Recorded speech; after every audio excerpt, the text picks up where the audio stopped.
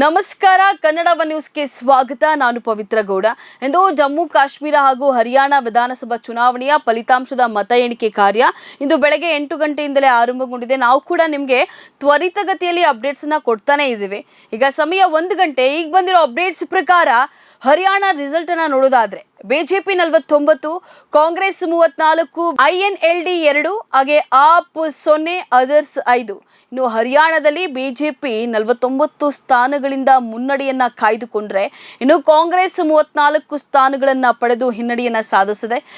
ಇಲ್ಲಿ ಸತತ 3ನೇ ಬಾರಿಗೆ ಬಿಜೆಪಿ ಅಧಿಕಾರದ ಗದ್ದುಗೆಯನ್ನ ಹಿಡಿಯಲಿದೆ ಅಂತಾನೆ ಹೇಳ್ಬೋದು.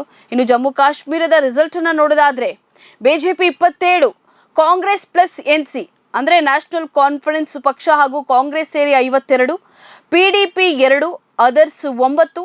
ಇನ್ನು ಜಮ್ಮು ಕಾಶ್ಮೀರದಲ್ಲಿ ಬಿಜೆಪಿ 27 ಸ್ಥಾನಗಳನ್ನು ಪಡೆದುಕೊಂಡ್ರೆ ಇನ್ನು ಕಾಂಗ್ರೆಸ್ ಪ್ಲಸ್ NC ಅಂದ್ರೆ ನ್ಯಾಷನಲ್ ಕಾನ್ಫರೆನ್ಸ್ ಸ್ಥಾನಗಳನ್ನ ಪಡೆದುಕೊಂಡು ಇನ್ನು ಮ್ಯಾಜಿಕ್ ನಂಬರ್ ಅನ್ನ ಕ್ರಾಸ್ ಮಾಡಿದೆ. ಈಗಾಗಲೇ ಸ್ಪಷ್ಟ ಬಹುಮತವನ್ನ ಪಡೆದುಕೊಂಡಿದೆ ಕಾಂಗ್ರೆಸ್ ಪ್ಲಸ್ NC.